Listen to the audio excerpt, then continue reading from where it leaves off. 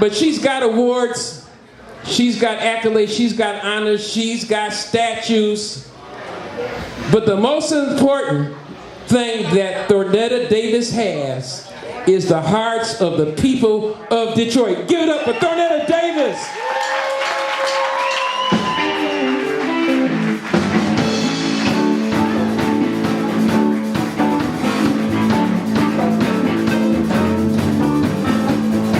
How you doing, Detroit?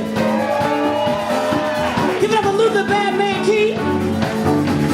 You know, I've been doing this for a while. People always ask me why I sing the blues. So here, I wrote a song about it, y'all. You want to hear it? Here it goes.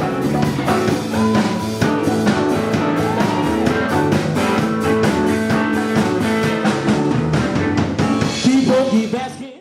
Detroit is Different is where you get information, artistry, history, music, and even comedy. Detroit is Different, a home for the culture of Detroit. Visit online at DetroitisDifferent.com today. Okay, we are back in full effect in the Detroit is Different podcast studios, and fall is upon us. And though fall is upon us, and most people come out with the earth tones and are ready to rock and get ready for what they call pumpkin season and Thanksgiving season and what happens there. I got somebody rocking green today, and actually she's rocking her green from her colors, repping the sorority that she has embraced, been a part of the sisterhood. Rhonda, how you feeling today? I'm doing well, Kari. Thank you so much for asking. How are you? Oh, doing very well, very well. This has been like one in the making for a while. I asked you to come on, and I knew that we'd get you in effect. It's good to have you here with Detroit is Different, and I'm sure this conversation will be one that people interested in a lot of different things, or at least claim to be interested in a lot of different things we can cover. How we always start all these Detroit is Different talks is you in Detroit.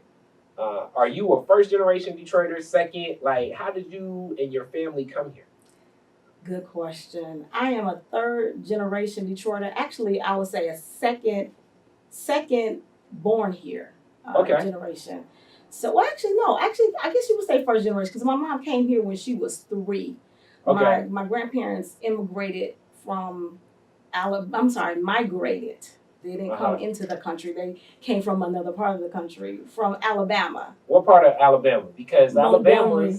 Alabama's one of those states where there's a lot of Detroiters from Alabama around here. Montgomery, Alabama. Something. Looking for better opportunities like many black people did. Okay, so let's go into your grandparents' move and what you know a little bit about it. So before we get into the move, Montgomery, Alabama. What did they do down in Montgomery? Have you visited? What was the town like? Yes, I visited, and actually they were home housekeepers. My grandmother was housekeeper, sharecroppers. My great grandparents were. And so they just wanted, again, better opportunities. So my grandfather moved here. He only had a 3rd grade education. He was functionally literate, but he still was able to make it. He was a truck driver. And so he would carry loads all across the country. I have no idea, but the grace of God that he was able to do it because he couldn't read. But he was a very, very smart man, and encouraged my parents to, my mom and her siblings to go on to college. And he said he would pay for them because he did not want anybody to repeat what he had gone through. And he was a visionary.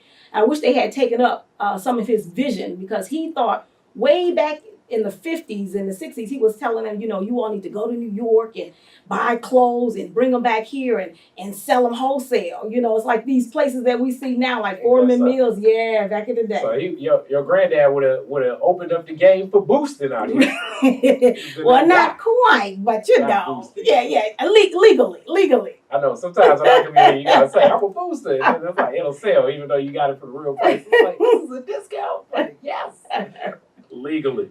So Interesting, interesting. And do you think that that was because he was traveling the country and he saw some different things and saw some opportunities? Well, you know what? Probably so, because he was a truck driver and he also worked down at the Eastern Market in the meatpacking company. So he was around a lot of our white brothers and sisters and just listening to different things that they did. And so they liked him and he would just listen out. So even though, again, he did not necessarily have the education, he was really smart. He would pick up on what the people were doing. That naturally just moves me over to your grandmother. What was your grandmother's personality like? Oh man, she was super strong and just very resourceful, very resourceful, hilarious, a hilarious woman. And she was a cook, she was a housekeeper, could make a lot of money had she done her own catering because she was a fantastic cook. But she was the one who even brought me to faith in Christ. She was just such a strong woman. My mother would tell me stories of how she would be so creative. She would go down to the Eastern Market and get sacks of paper sacks, potato sacks, and make slips out of them. I don't know. She would make sure to treat them somehow with some types of liquid to make them soft so that they would have slips. And she would also she was self-taught and she would sew their outfits and they didn't look like they were homemade. So very creative, very creative. All right, now Easter Market you've touched on a couple times through your dad working there and My granddad. your granddad working there, Right, and my also grandmother. your grandma getting different resources there. So growing up, were you one of those people, as Easter Market is going through a lot of changes of the past, I'd say 10 years, were you one to visit Easter Market as a child? I would go down there. As a matter of fact, my brother, who was a year my junior, began working there when he was 11, selling bananas. My grandfather got him that job. So yes, he was a hustler. So it's just kind of like hustle in our blood, you know? Okay. Okay. What do you remember about like that Eastern Market in? I remember just Eastern Market in the 90s felt different than it does today. But like 80s, 90s, like what stood out? What are some of the differences to today where Eastern Market is? Well, definitely it felt more like an open market. Back in the 80s, it felt like you were kind of like at a farm stand and it was one shed. Then they expanded to the several sheds, but it's a little bit more refined now. Mm-hmm. Yeah, so. Okay. Now, one of the things I remember from back in the day, you could bargain like with the person like your brother. Yes. You know, he was a master at that. Okay, so you could be like, look, dude, I'm gonna come. I want to get all these ears of corn, sir. So was it more of an open field for the farmers from the region? And was it a relationship with those farmers? Did your granddad kind of know some of these people? Oh yeah, that's how he got my brother the job because he knew them. Okay. And they trusted my grandfather, so they trusted to hire this kid. Yeah. Okay. Mm-hmm. Okay. Now moving over to your parents, and I'm guessing is this mom's side, dad's side? This is mom's side. So my dad's side is from Chattanooga, Tennessee. Oh, ain't that something? Mm-hmm. When did they make the move this way? Oh man, my dad was, he said 9, I think it was. Okay. Yeah. Mm-hmm. Okay, so he had an accent and everything. He was Yeah. They was making fun of him. They were. You're right. It's so funny that you say that because he said when they would throw rocks at him, he said, y'all quit chunking them rocks at me. Yeah, like, what you say? chunking them rocks. Exactly. Then they throw another rock at him. You country. I got here 2 years ago. So, what part of town? What neighborhoods? What neighborhood did your mom live in? What neighborhood did your dad live in? My mom lived on the North End, so she grew up on Oakland and Tuxedo. Okay. And then my dad was in Inkster. Okay. All right. Definitely different cultures. Yes. Definitely different cultures. The North End and your mom's journey. Around what time was this? She was born in 41. So 40s, 50s, 60s. So she was like in high school with some of those Motown people and everything because some of those Motown people went to Northern. She was. I think she told me she was there around the time Diana Ross was there. Mm-hmm. Yeah, so my mom came out 50. I can't remember what time she came out. She came out early. She kept skipping her younger years, so I can't calculate it from her age. But she got advanced promoted. They had half grades back then, so she got advanced 3 half grades. And now I have to tell most people that Northern High School right now, it's the DIA, it's Detroit International Academy, I believe. It's a all-girls school now. But at one point in time, Northern High School was one of those anchor high schools in the community. A lot of culture, a lot of people just went there. I mean, you just look at the design of it. Even with DIA, you can look up, it's encrusted onto the building, the Northern High School logo and everything. It just had Northern had a shadow that existed. Have you ever been to one of those reunions for Northern and seen your mom interact with some of those people? I don't know. My mom didn't go to Northern. That was her neighborhood high school. That was her neighborhood school. Yeah, that was her neighborhood school. So, right. Mm-hmm. She was in high school, like I said, around the time of Diana Ross, but she went to Cass. My mom went to Cass. That's why she was in school yes, with Diana Ross. Yes, okay. Okay, so Cass Tech, definitely. That's definitely a tradition. So that connects your mom with so many different people. Did your dad go to Cass as well? He didn't. He went to Inkster High. Inkster High. Mm-hmm. Okay. When did they cross and meet paths? At Wayne State. Oh, okay. Yeah, okay. She tutored him in Spanish. So they became friends. And then he started talking to her because my mom was the party girl. Okay, now, do you think that that's just what your dad says, or was like that first tutoring session, he was like, yo, well, how do you say phone number in Spanish? I don't know if he was trying to get in. Phone number. It was so funny. But actually, I don't know if he was trying to push up on her, but he was dating somebody when he asked her to tutor him, so I don't know. Hey, but the other woman didn't win out, so. I know, it's like he had a change of heart. He was like, oh, man. Yeah. Like L phone number, L date, L break up, L court. So Wayne State, Wayne State's definitely had a tradition dealing with the challenges of Black students, especially at that time. I'm guessing in that era. What was their Wayne State journey like? They really had a good time because of their Black enclave. My mother always liked to tell the stories about them hanging out in the Mart Room. That's where the Black people hung out. They played cards and partied, in between classes, sometimes during class. But and they both were in the fraternity. My dad was in the fraternity. He passed in 2005. So he's Omega Psi Phi. My mom's an Alpha Kappa Alpha woman.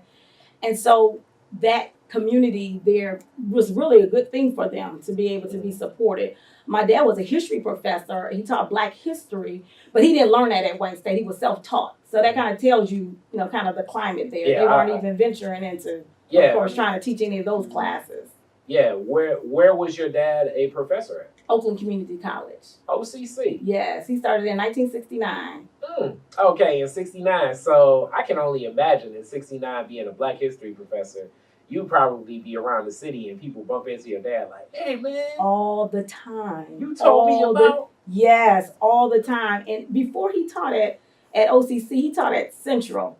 And one of his most famous students was Wendell Anthony Jr., NAACP president. And so he tells a story. I definitely don't want to speak for Reverend Anthony, but he'll tell the story about the influence that my dad had on him as it relates to Black history, because he was one of his professors, his teacher at Central High School. Was your dad one of those back then in the 60s? I know you can only look at pictures of him, but was he like the guy that was coming in with the dashiki? Yeah, he would wear some sometimes, but my dad was pretty conservative. Okay. It's funny that he was conservative in his dress, but less so in his thoughts. Okay, so he come in with the dashiki like, look, brother, you supposed to, look, brother. Like, who is this? It's like, I'm just going to Central. No, you're funny, no, but he definitely would challenge them for not being buffoonish, try not to make sure to make something of themselves. So that was his mission. He also taught at Wayne State during the Oprah Brown program. And then he got recruited to Cranbrook, which we now know as Cranbrook Kingswood, the private school out in West Bloomfield, to teach Black history then, back in the 70s. So I didn't even realize the interest to teach Black history in the 70s at a school like that was such few Black people, even to this day. Yes, definitely. And it was a handful then. But again, that was on the heels of the Civil Rights Movement, and so people were hungry. They were hungry. It's like a class of like 95% white students are going to get Black history before Black students do. Yes, and they did. Is this? They did. and they learn. My dad likes to tell the story.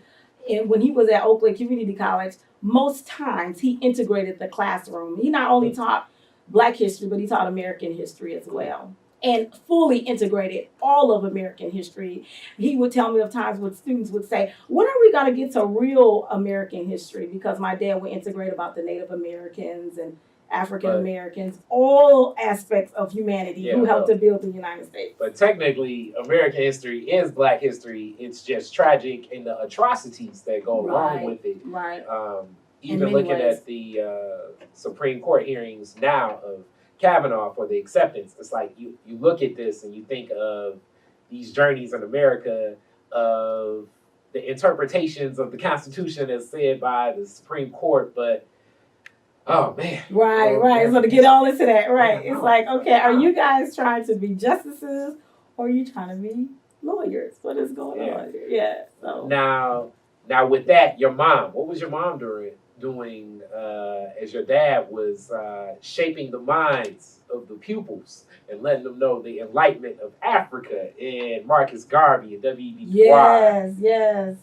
Well, my mom very much a social activist herself, so she worked for several Democratic campaigns. So she just introduced us even early to just politics, and so she had various jobs. So in addition to that type of volunteer work, she was a social worker. She always kept part-time jobs because she wanted to be home with us when we came home from school. So she started doing some full-time work later, but she worked for research companies.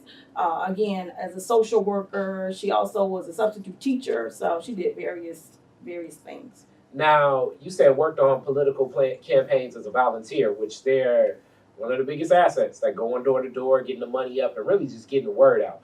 Who were some of the campaigns, or what campaigns was she working on? Who were some of the figures she was working with as the scope of political leadership in Detroit has completely transitioned? Right, definitely. Oh, wow. Back in the day, Ken Cockrell Sr. Oh, okay. Yes. Okay. Kay Everett, she ended up on her staff when she worked for City Council. Okay. So those are the main two. And a lot don't even remember because I was really young. And I just remember like being 4 or 5, just helping her to pass out literature. Okay. But she was very active in the NAACP Cyprian Committee. So just, again, always exposing us to what was going on around the city. Mm-hmm. Now, for you in your journey, with all of this influence, you mentioned your brother. Yes. How many other siblings? One. A okay, sister. so it's just it's you, your sister, and your brother. Who's the oldest? My sister is by 11 months. Okay. So we're really the same age. Well, I'm sure she has a whole different take on that. It was like, oh, I used to have all the orange juice. And this one came.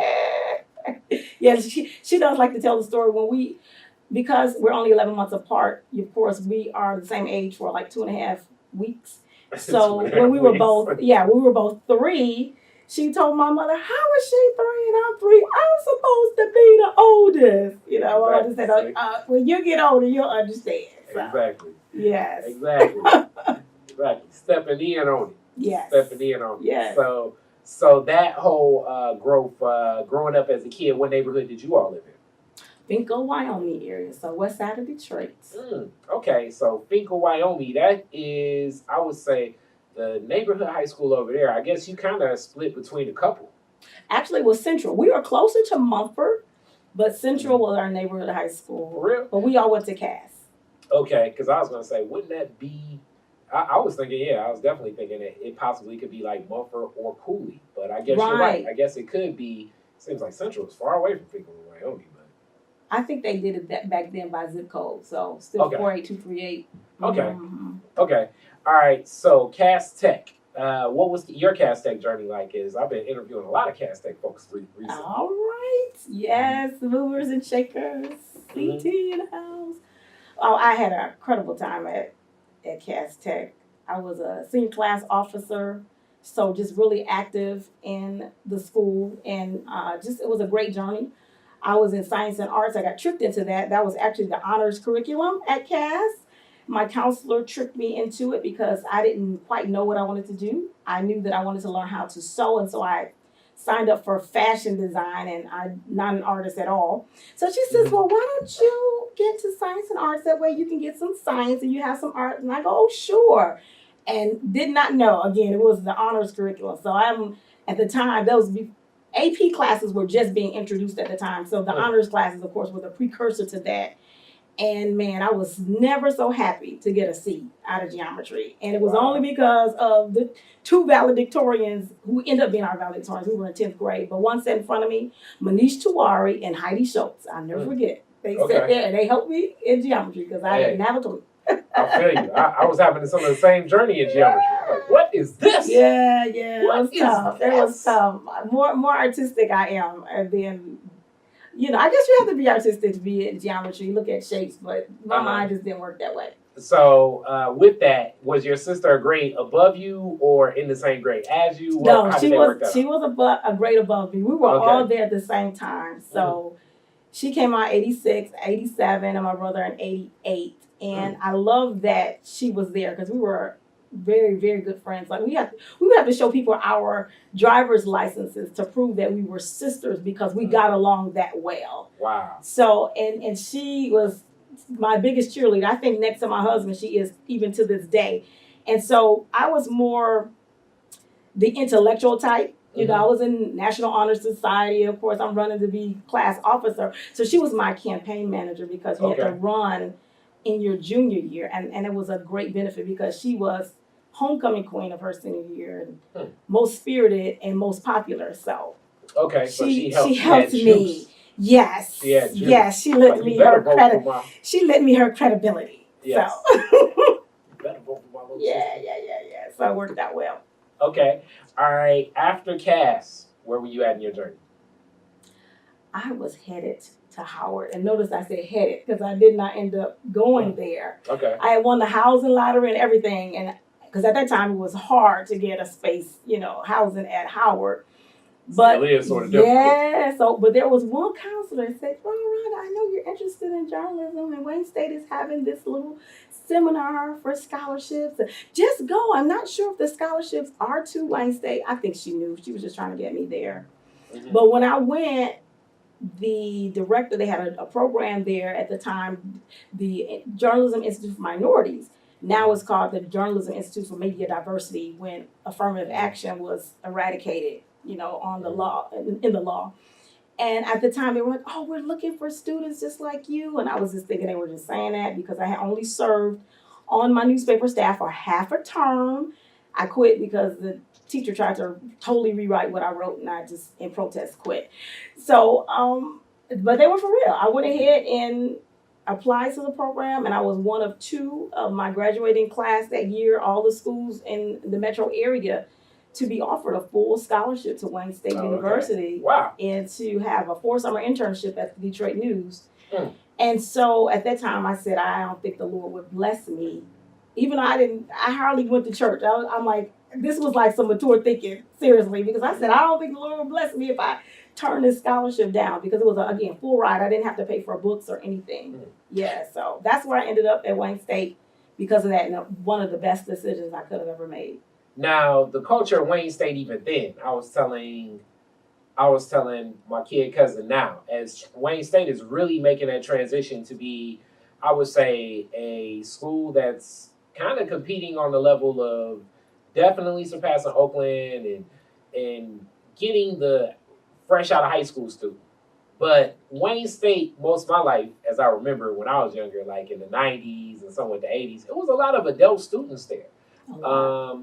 So what was that feel to be in class with so many adult students?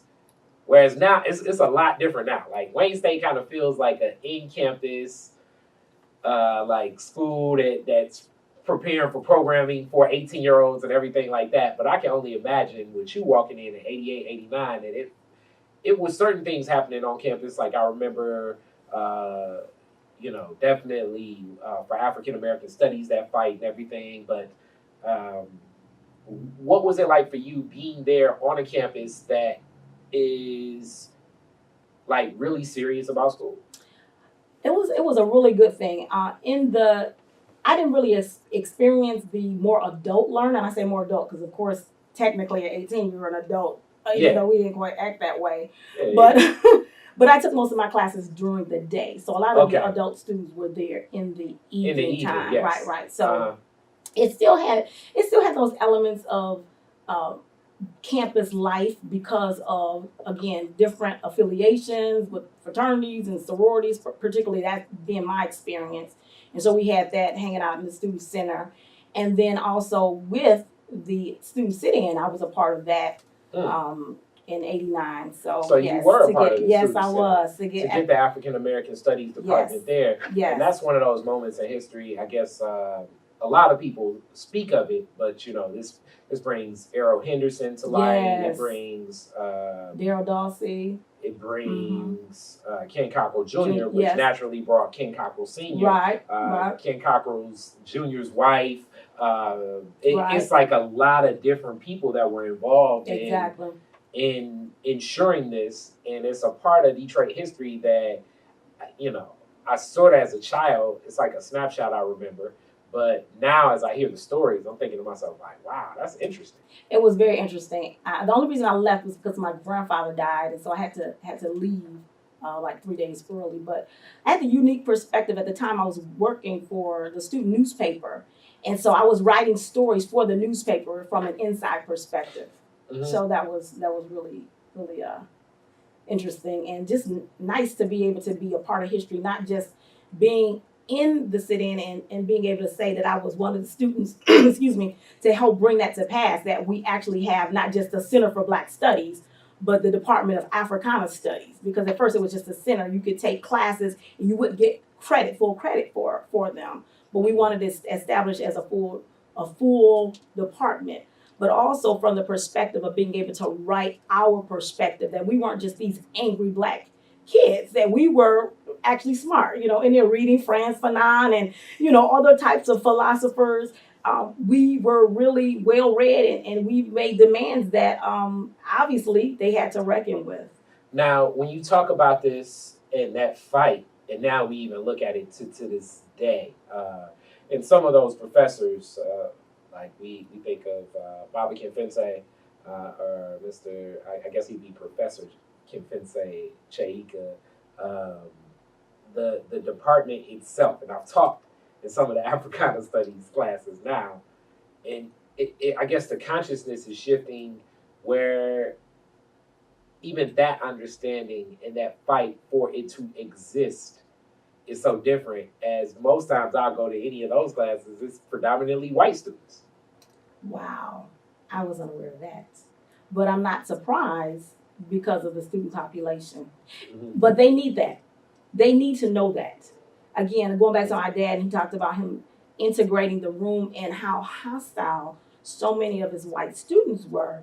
But they had to stay because American history, right, was required. So they could not leave the class, but just the transformation, because their eyes were opened, they weren't able to be exposed to it any other way.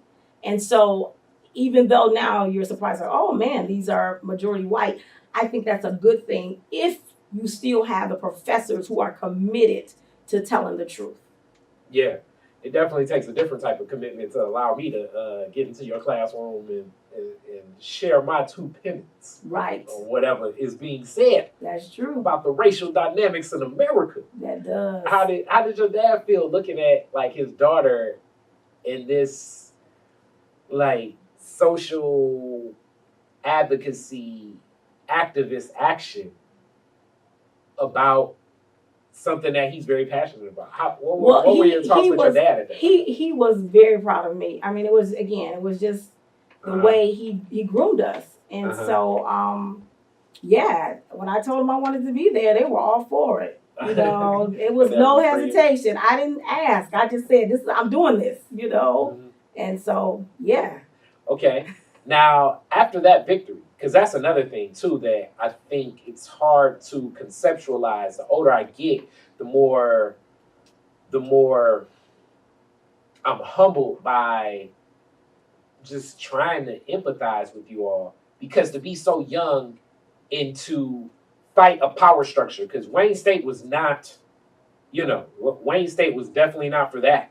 at all. No. But to come up with a course of action, exhaust many other options, and then choose the sitting option, and then that be successful from the minds of like 19, 20, 21, 22 year olds, that has to change the trajectory of what you think is possible.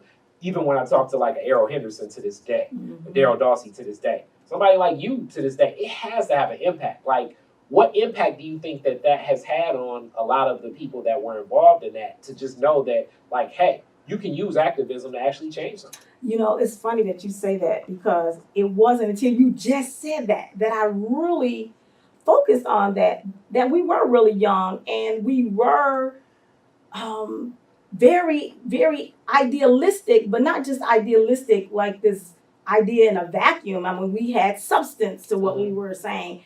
And it does make you think that things are possible when you hit those power structures, because that's what we did. We did the Helen Newberry Joy building. That was where the student services were, where people went to get transcripts. We shut that down. That shut down a big part of the operations there, and we were not going to move. And so the media was watching, and so the school was not going to do something that was going to make them look bad. They said, hey, we have to take these students seriously. And it wasn't like they were just spouting off all this Black power rhetoric. Yeah, there was some of that, but it was intellect behind that. It was like these kids are smart. And so it just, now that I think about it, and I've looked at other things that I've done in my life, and I said, wow, things can happen. They really can happen. You don't just have to sit back and say, I have to wait until I'm this age. You can make a difference at whatever age you are. Yeah, and I would say the argument almost from my generation behind that, especially sometimes the young people now, that argument of like, what will marching do? What will protesting do? Like, will it really even make a change? Just seeing the true impact of what that means. Even right now in what's happening with Colin Kaepernick, and certain people are saying like, wow, this is a good embrace, but it's still hard to conceptualize, because what happened with that fight was very concrete of, this will impact that, and this will change.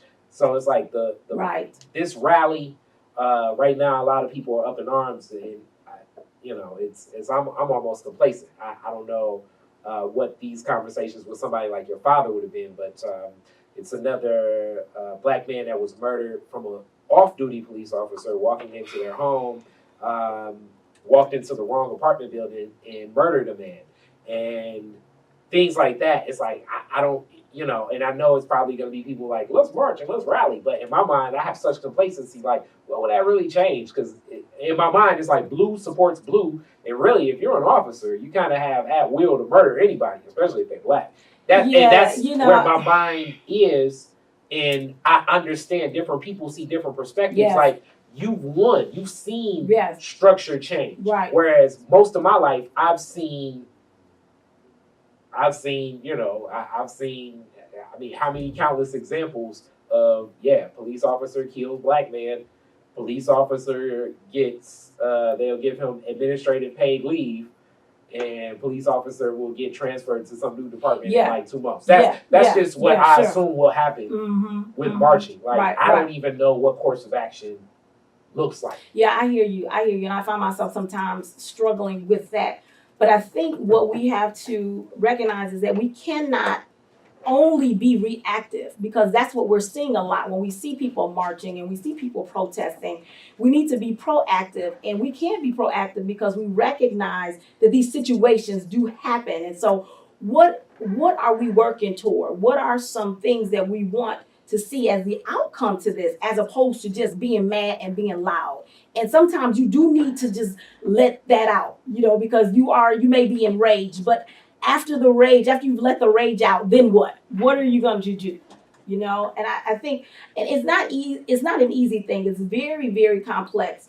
And I think that we have to be open to various conversations and various people, because, we hear now, okay, we need all our allies, but then everybody's suspicious of different types of allies, so it's a lot of that. But I definitely think there always has to be a plan. We need to stop just reacting to things and really, really seek to get to the heart of the matter. People always like to say money is the root of all evil. No, the Bible says the love of money is the root of all evil. If you see everything around here, that is the deal. You know, people typically hate people because they see them as being a threat to whatever power structure they're in, and therefore their bottom line and their money. And so a lot does have to do with trying to, you know, seek to change people's hearts. We need a spiritual revival. I am convinced that that is the only thing that's going to make a difference. You can't legislate morality. You can't legislate all these things. People need to know a difference. And for me, that difference maker is Jesus Christ. Seriously. Okay, now as you talk about that, that naturally just leads me to speak about, in your father, you said he passed, condolences in 2005. Yes. And being someone that's very learned in a lot of these Black struggles, is everything you were saying just made me think. And one thing, it definitely goes into spirituality, but also just embracing more of the histories of movements that were effective to bring back concrete change. I think that may need to be documented as you talk about how to make these plans of action, because there's a lot of movements that are brought up through the eyes of tragedy and crises, but not necessarily through the eyes of like, oh no, this went down. You know, even in this in Aretha Franklin's passing, and they're talking about what happened at one of the mosques in Harlem during the 70s, where Aretha Franklin and Jesse Jackson and many people stood, where they said, hey, this ain't about to go down here, where police officers were thinking about storming the mosque, but they chose not to. And I'm like, man, I don't know this story, but I know a lot of the stories of the tragedy and the crises, but a lot of the fights that have been effective, you know, I'm not as aware of. And maybe even gathering that history as we talk about it is something that we need to put in our own books and build and distribute, like, okay, this is what they chose and this is how they did it. Now, with that, I was going to go to your father. With his passing, what was kind of his perspective on the racial climate of America, information that needs to be taken, as it was definitely near and dear to his heart? Can you give where was he at in that thought process of years of looking at it, having different people that he's taught and shared the information with? What was his take on things, you think, towards his passing? Well, he was a bit despondent, actually, unfortunately, because he had seen the ebb and flow of society and how things would improve and how we would have, you know, backslides, that type of thing. But when he would see people who were still passionate, like one of his students who went on to become got a doctorate degree, Kenny Anderson, and he would see Reverend Wendell Anthony, and he would see people like that would still give him those glimmers of hope. But he was a bit despondent with what he saw, actually, but he still wanted to encourage others to continue on. Okay.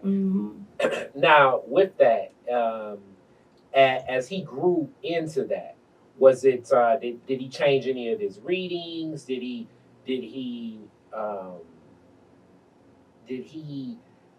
think to himself like it may be a new course of action? I know one of the things, my Uncle Joe, who was the first Black judge of Ohio, I'm sure that is, but he was on his deathbed for most of 2008.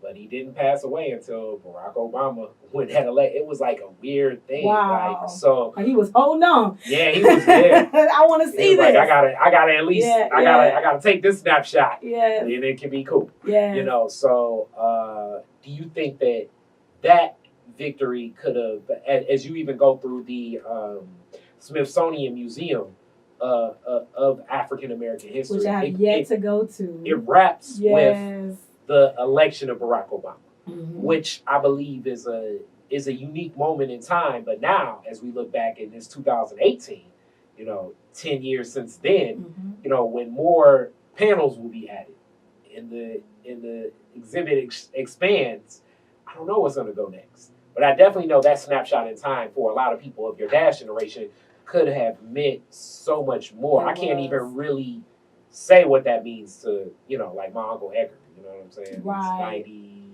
It's 98, you know what I'm saying? Wow. Yes. I'm sure that was the highlight. Like, they never thought they would see that in their lifetime. I never thought I would see that in my lifetime. Right. Exactly. And just to know that, you know, before the current president, that was the only president that my sons knew, you know? Yeah. Yeah. So. Which which that kind of brings me to what I thought we'd talk a lot more about. You have your business is built in health, but most of what you do, I think, is through family. You prepare meals, you prepare lessons. Yes. You're coaching up your husband and your sons. Explain a little bit about how family and business tie together for you. Yes. So my business is Soul Delights, and I help people to attain and maintain their health naturally.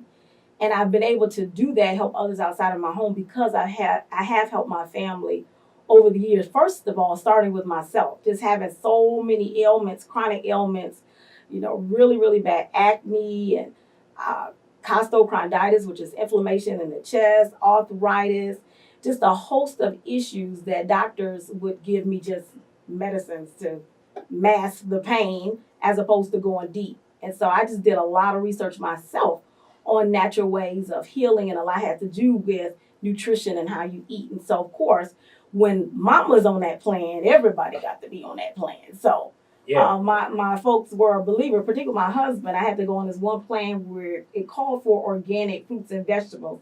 And he was saying, when can we get off of this? So, so it's more expensive. Mm-hmm. And as soon as the plan was over and we went back, he could tell the difference in the quality of organic versus non-organic.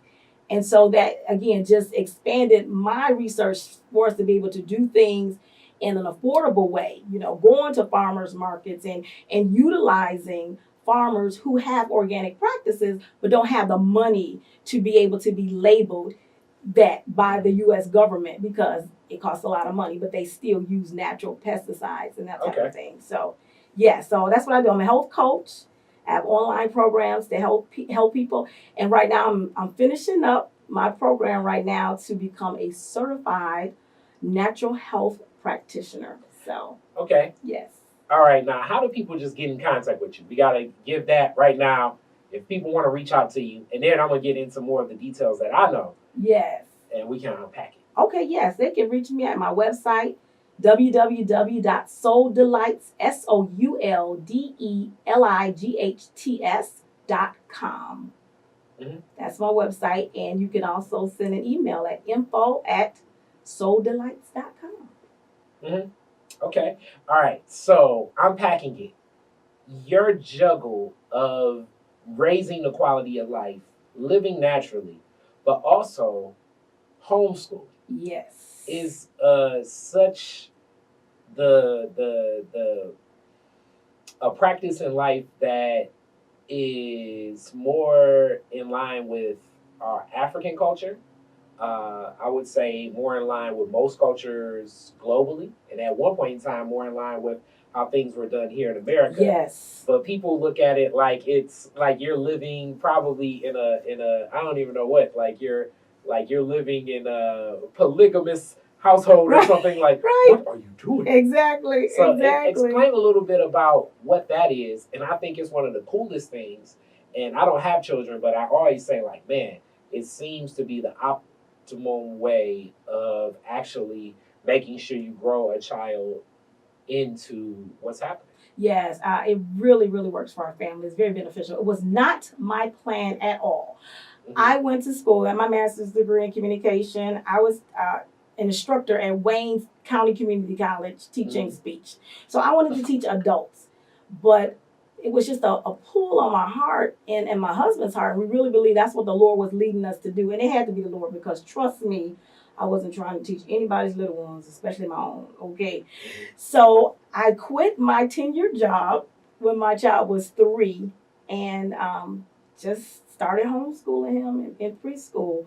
And he did go to school because our commitment was to pray every year and see where God led us if we're going to continue on with homeschooling. Mm-hmm. And so we were led to put him in Detroit Public School for 2nd and 3rd grade, but we pulled him out. Very good school, academically, less so socially and spiritually. Mm-hmm. And so he was able to have both of those experiences.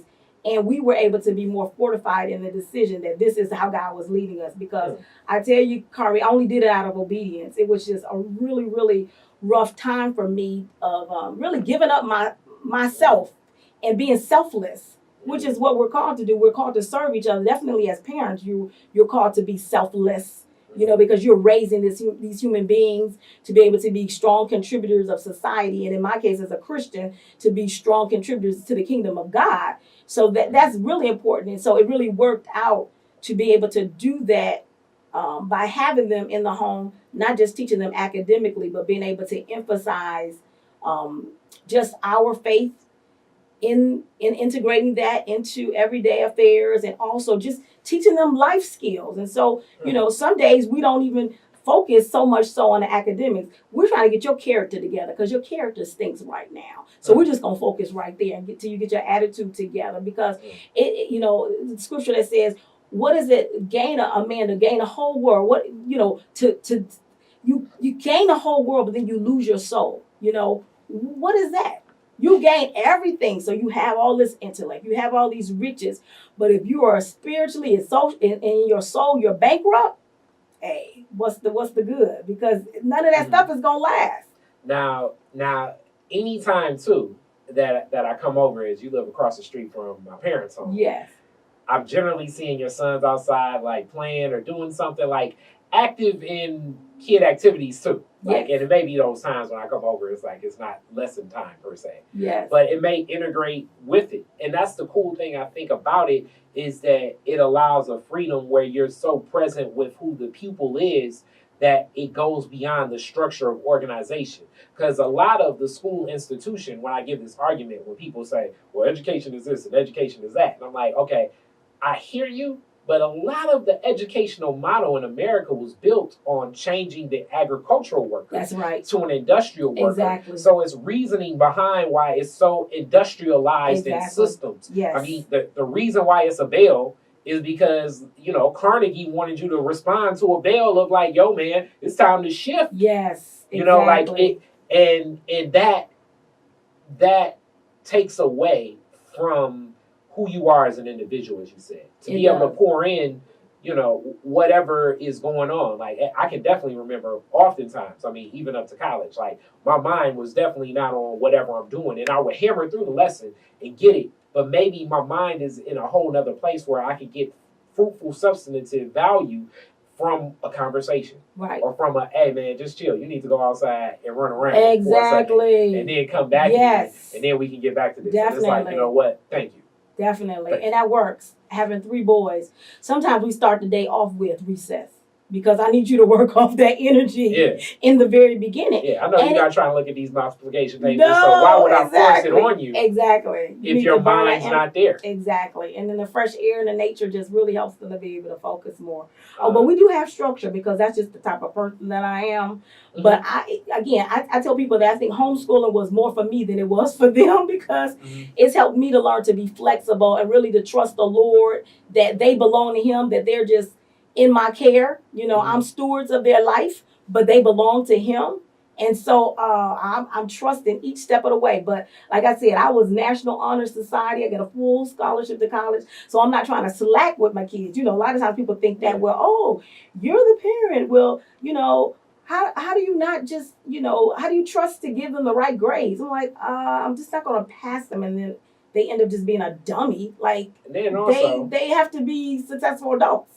And also, like, I think, as you said, like, it still will be structure, but structure, you can build structure around a person, or you can build structure to try to force that person into it. Right. Schools, even the best schools, kind of have to force the person into it, because it's a body of so many of the pupils that it involves. Right, right. And it's definitely, again, the benefit for us, just comparing with my son, my oldest son had gone to school, we would have to reintegrate him into the family structure. Like, the whole life, our whole life was centered around school, right? Mm-hmm. So we have to stop now. We have to go get him, have to come home, get him a snack. Now he has to do his schoolwork. Now he has to go to sleep. We got to get up and do it all over again, you know? So it's a little different now. Each child learns differently. And so I can tailor everything to each child. Like, my youngest he's about to be 9.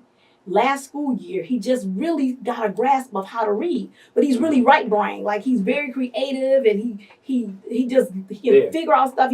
He's very this very critical thinker. He was ahead in math, but had he been in school because he could not read, he may have been held back. But that way, I did hold him back with reading, but I let him go ahead and excel in the math. The other subjects. Yes, exactly. So he knew that's your strong area. We just have to work a little bit more.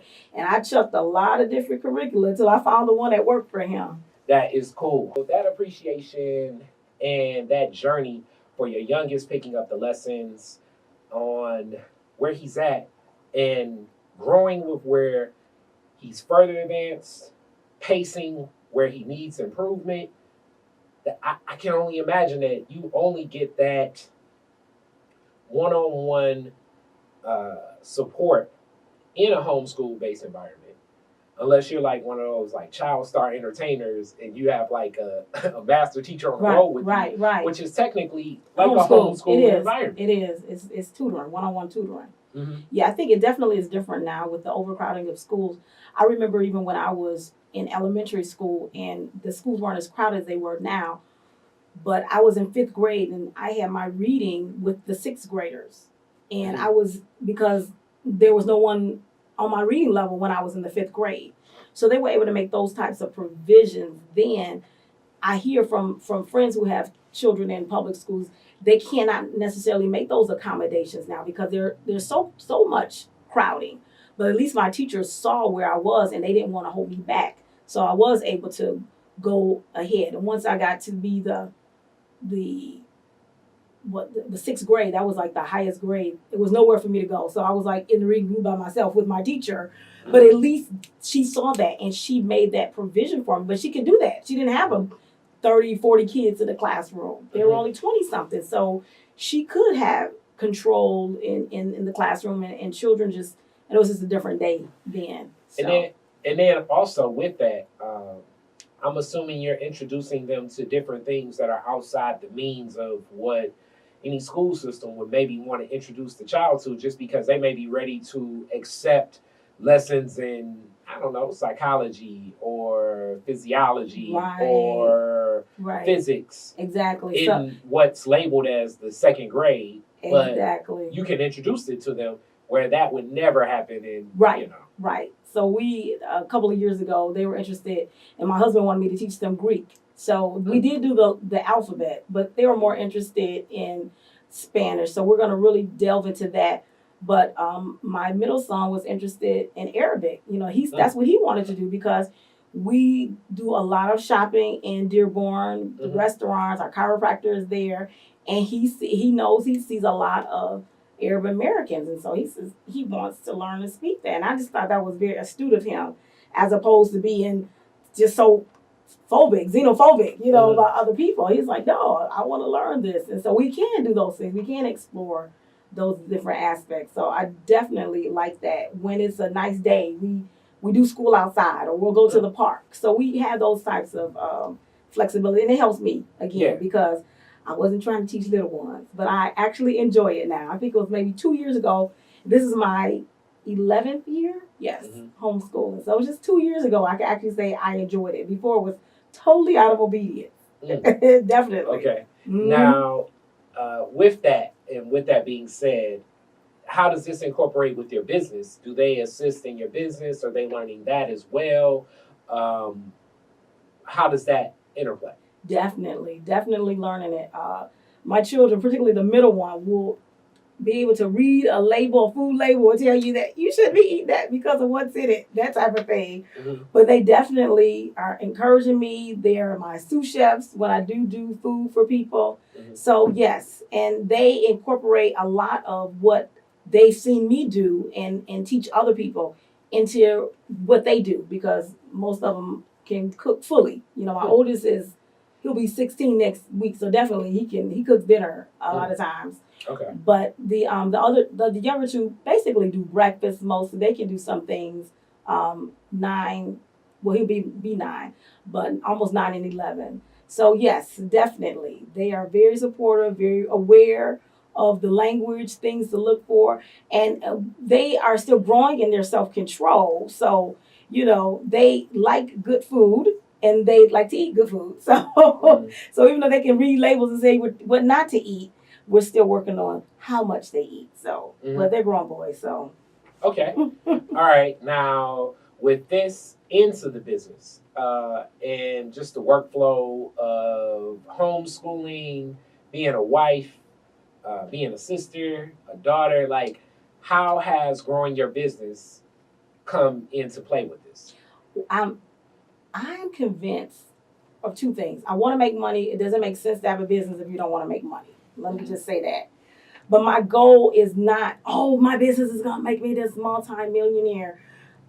I think more so, we hear a lot now, and I think a lot of what you do is considered social entrepreneurship. Like you really, really want to have an impact on the community. So a lot of what I do is that, because I find definitely in African American community, we are not educated with how to eat healthy and to be able to do it and it still tastes good. It doesn't have to taste like straw, right?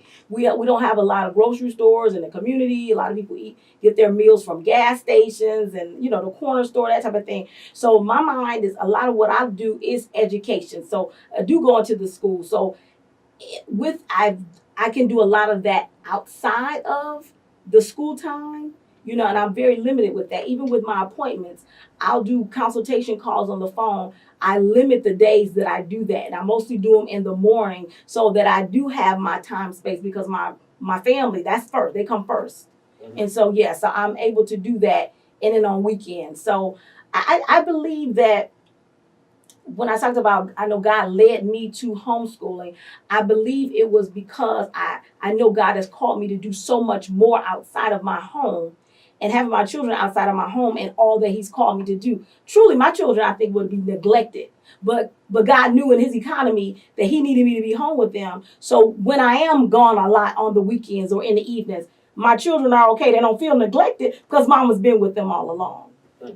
Now, when we talk about that and that relationship as well, because faith plays a huge part in everything that you do in your household. Christianity plays a big role.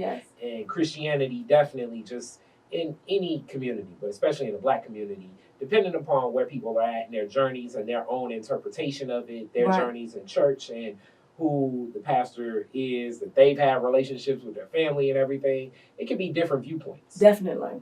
What role has that played into your success in life and embracing the joys of life? Oh, definitely. It's definitely the Lord who has, he's my rock. Seriously. I have been one of those, like a lot of people that I know, very self-determined, strong Black woman, and want things my way. And the more I have submitted to the mandates and just being obedient to the Lord, the greater I have seen that I can do through following him. Like, for instance, even just with my website, early in the day, pulling that together, not being able to afford to pay someone to do it, like literally not knowing how to do things.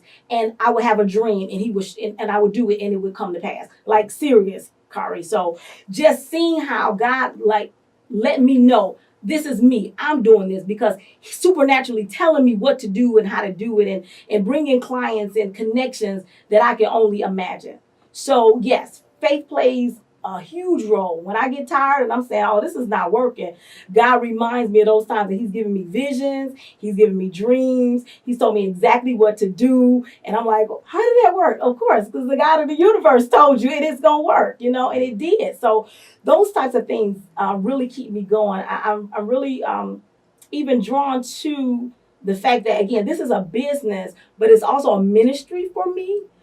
It is a for-profit business, but it's a ministry. If you look in the Bible, 1 Corinthians 12, Romans 12, it talks about different spiritual gifts. And one of my spiritual gifts is the gifts of healing.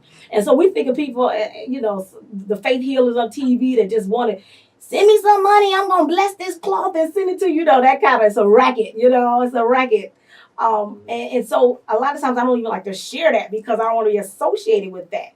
But just if I'm talking to somebody and they share with me some ailment they have and something comes to me to share with them and it works, I know that's not me because I did not have that knowledge. Okay, it just drops in my spirit. And I have done that on several occasions and even laid hands on people when they've been healed. So I take this very seriously, what I do. I'm not just going on trying to get a whole bunch of money or anything like that, because I'm really clear that God has given me this gift.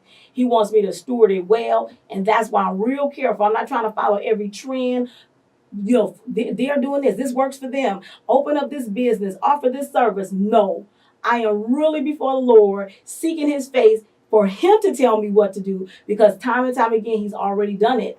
And it's proven, he's proven to be the one who's behind it. There's nothing to do with me. He's chosen to use me as an instrument.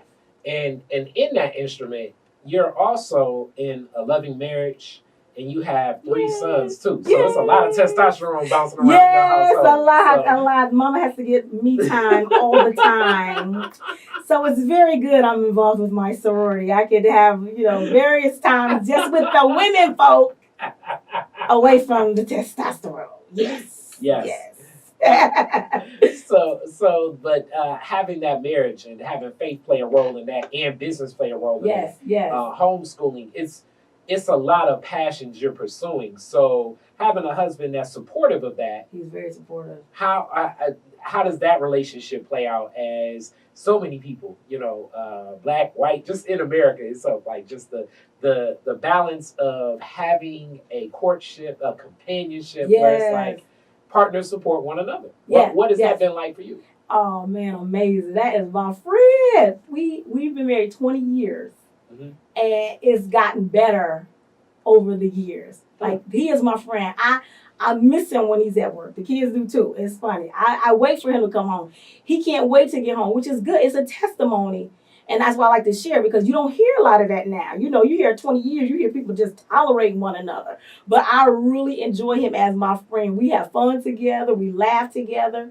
We're both on the ministerial staff at our church. So we do marriage counseling together, lay counseling for members. And he's just my friend. He likes to joke and say, I'll be Stedman, you know, and you can go and do it, because he knows God has given me a lot to do that, you know, has yet to been really unleashed, because I'm very clear that my boys are first, you know, in terms of pour my energy, you know, apart from, of course, my husband. So, yeah, we make sure to get our date nights in every week. So what do you think the companionship and the clique and the connection that you all have? And now you're into marriage counseling. Yes. And so many people just, it evades them. What has been the magic with what you all have? Well, I think that people don't recognize what love really is. You know, love is action. Yeah, you had those squishy feelings and romance and stuff, but if you base it on that, you just doomed for failure, because it's fleeting. You know, somebody's gonna get mad at you, and they're not gonna look sexy no more, because you're gonna be mad at them, and the sex won't be there. You don't want it anymore. But you have to have something deeper, something that really roots you. And for us, it's Jesus Christ. You know, he tells us in Malachi that he created marriage to raise a righteous seed, which means to raise up children in his image. And so we're clear that that's our main goal, but we can only do that because we were friends first. We like each other. I'm not going to want to partner with you and raise some children in the eye of the Lord if I don't like you, you know? So yes, we were friends first. We really enjoyed one another, and we continue to enjoy one another, but we remember what it's about. You know, we don't like one another for a time. We talk about it. We might, okay, you sit over there. Oh, honey, I think we need to connect. You know, we need to connect sexually. We need to connect and go out, because we need to bond again, because it's something that's not quite right. So we recognize even with that there's a spiritual connection in that process. And I think many people know that, even when those who are unmarried, you know, that's why people get so connected to folk, because you get a soul tie connected when you have sex with somebody. You end up bonding with that person, and you can be really messed up if you end up bonding with a whole bunch of people. Yes, yes, we see that. You can almost go to any preschool, and you can see a lot of that soul connected that didn't necessarily connect all the way. in manifestation. Like, what is going on? Yeah. But with that being said, like that just made me remember my late godmother, Mama Barnes, or Thea Barnes, or Pastor Barnes, Bob Kennerly. She'd say, like, before we have sex, we pray. And I was like, wow. I never even thought of nothing like that. Like, man, that means I've been having way too much casual entertainment here, because I would never think to do anything like that. It was like, well, Tell you something. Yes, essential. So now I would say with these different things and with these different journeys and processes, a lot of it also is the essence of you. And you're embracing a level of success that is against a lot of narratives that major society and media sometimes will share about the Black woman. Yes. And I think it's just like so cool the way you bounce, your energy, your spirit, and you have Thank you. you have, you know, years of understanding in media, communication, and journalism, and now looking at America kind of seeing that Black woman is such more of a buying popular and a buying audience and everything. But some of the images of a lot of the Black women aren't like the successes like what I see. Like it's almost like 0 to 100. It's Right. like you either Oprah.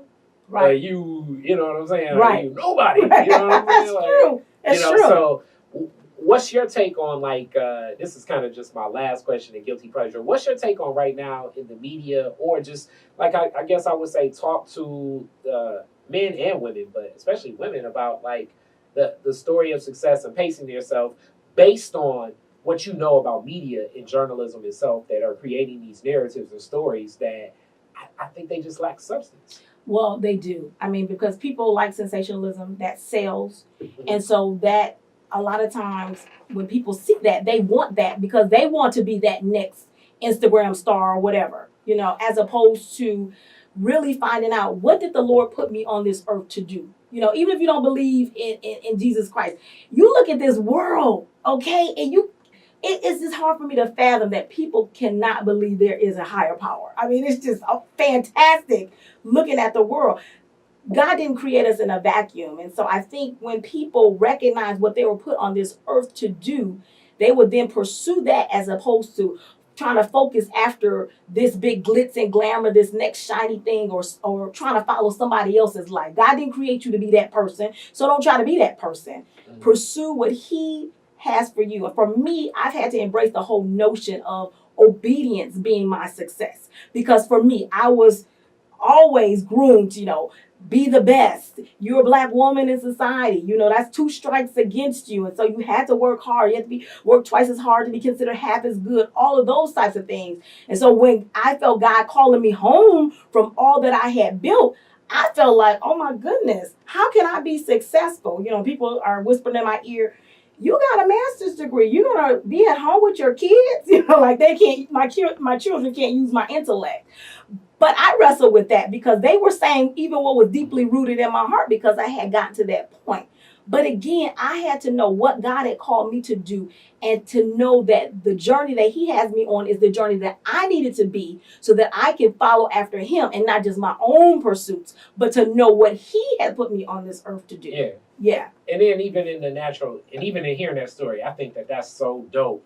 And I guess I already know, like, some of my women listeners, like, you as men would think that. But it's like, even if a guy, you know, whomever, like, to know that, like, I can take what this grand society values as value and then pour that into children. Yes. And now it's like now I have that knowledge, they have that knowledge, and we're arming our tribe and our village with extending that knowledge beyond the trusting of the system that has consistently shown not necessarily the best favor towards Black people. Right, exactly. You know? Exactly. And I know I'm gonna love my children. Yes. You know, exactly. I like, to me, it's what you did is, you know, it takes a lot of courage because it's such against the grain of what we perceive. It's very, very anti-cultural. Yeah. It's almost like countercultural. So 1 second, you telling me like you were motivated to get gifts from grand society and then pour those gifts into your children instead of trying to put it back in grand society to get some money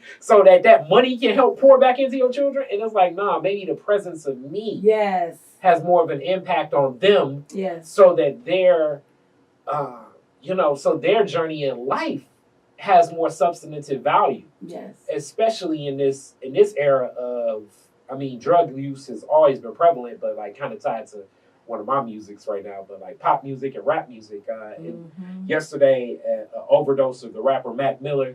I heard. It's been such more a prevalence of drug use kind of tied to depression. Mm-hmm. And then people are like, man, but you're rich. Why are you? And I'm like, well, I mean, the money in drug use, even in the Bobby Brown story that a lot of people are watching, and their struggles with addiction and the haze that was. And it's like, man, and you think if people were more present for that journey instead of just, looking for these extreme highs of sex and drugs and spending money and food and I don't know, like hanging out with other celebrities and partying or whatever. Like, if somebody just was present to say, like, look, you can really appreciate these highs of life by just waking up if you're around the right people. Yes, exactly. Again, it goes back to what I said earlier. What is a profit of man to gain the whole world and lose his soul?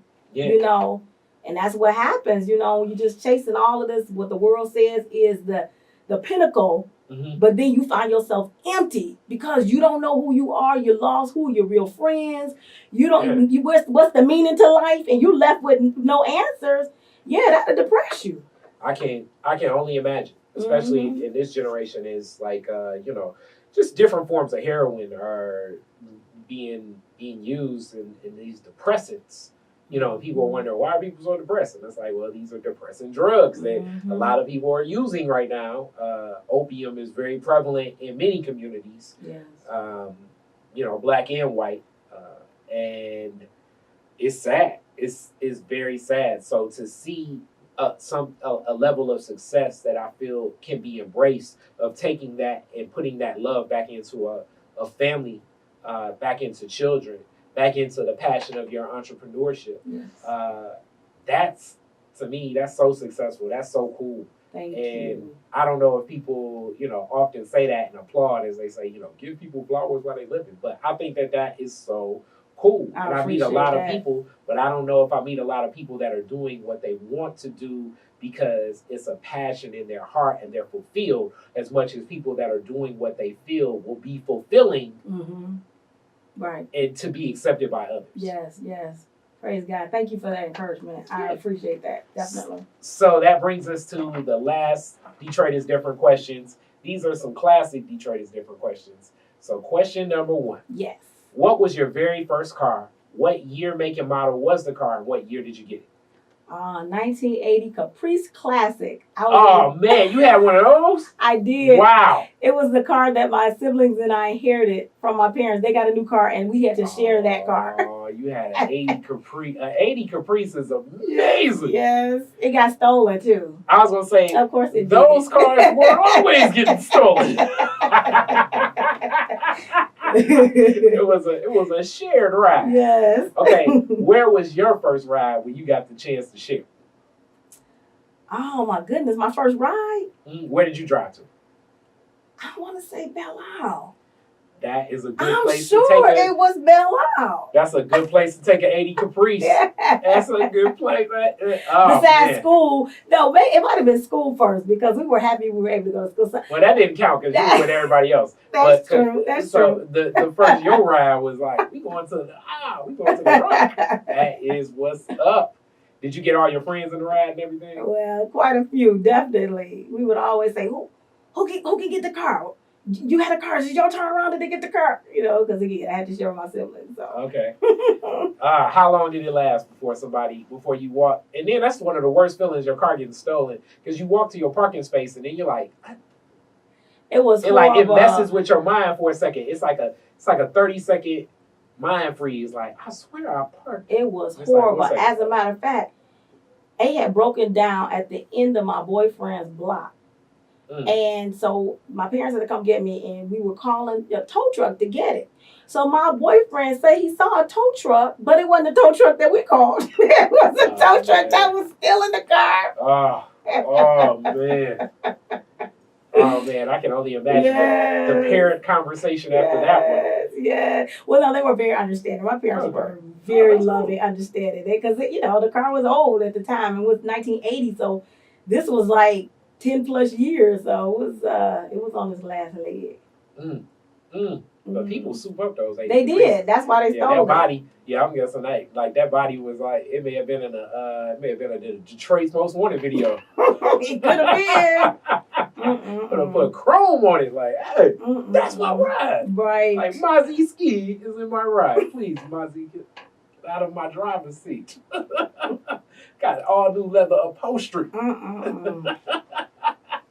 Yes. That hurt my heart. The 80 Caprice. Yes. That was, the 80 Caprice, the Monte Carlos, Right. Cuddies, the Regals, but the Caprice Classic is definitely, I would say, well, what that body of 79, 80, 81. Yeah. A very embraced amongst African American culture Yes. vehicle. So yeah, you were killing it for a second. You were killing it for a second. Yeah, I have friends I didn't know I had when we started driving that car to school. Ain't that something? Uh-huh. Hey, but anything to stop taking the bus. It's like, Right. hey. It's like, hey. Right, exactly. You know it. That's what it was. Like, come please. You wasn't speaking to me yesterday. It's like, what? Do you eat better made barbecue? All right, second question. You're the DJ for the Detroit fireworks. And you get to play 3 songs. And Woodward and Jefferson, fireworks just ended. What 3 songs are you playing? Oh my goodness. It's funny that you would ask me this because even though I like music, I'm not a music connoisseur. Mm-hmm. So let me see, what would I play? Probably something by Stevie Wonder. What song by Stevie? Let's see.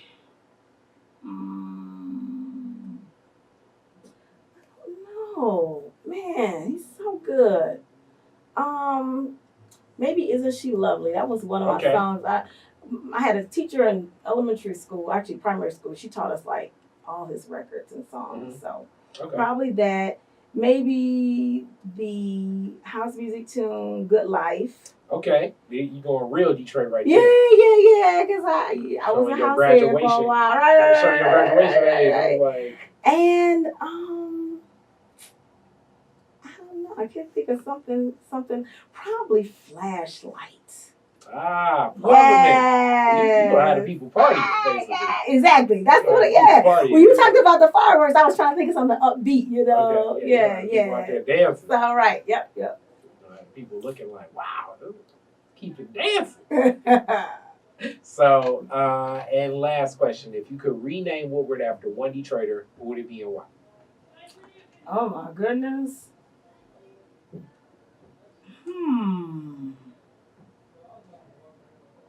That's a hard one. Who would I say? Because this is archived. I don't know if I have any Detroit heroes per se. So I think I'll have to pass on that one. I gotta get an answer out of you. Okay. Maybe Irma Henderson. Irma Henderson. Yes. Sight and sound. Yes. She was former councilwoman. Yeah.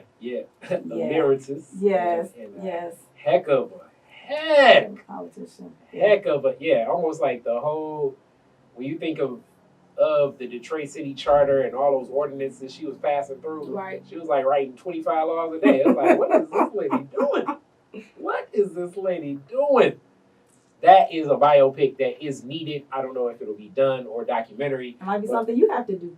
Maybe. I definitely don't have biopic staff, but I would love to be a part of that project. So yeah, maybe I need to look into that. That was also one of the big homies, or like a godmother to my godmothers, Joanne Watson, which I'm sure she may have been a student of your dad too at Central. You know what? She may have been. As I'm familiar with her. We were at church together, Oak Grove, and me some years ago. Okay. Yeah, because she may have been, another one of those Central Trailblazers. Trailblazer.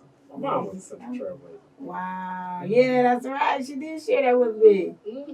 67, so That was definitely. Oh, well, over there. yeah, no, that's right. Your mom told me she knew my dad because my dad was there at the time she was there. I got a 67 yearbook. I'm gonna have to Check it out. Oh, I bet my dad's in there. Oh, that would be Your great. dad may have like an afro. Like, Your mom did tell me that. She sure did. We were like, surprised. I'm like, we never talked about this before. We did share that special moment. Oh, yay. Northwestern. So I was like, look at them central people. Oh. These uncouth central trailblazers. It should have been coats. Wow. Should have been coats. Hey, don't centralize. Should have been coats. But yes, that is the Detroit is Different experience. Thank you so much, Rhonda. Thank you so much for having me, Kari. I enjoyed this. Oh yeah, this was definitely fun.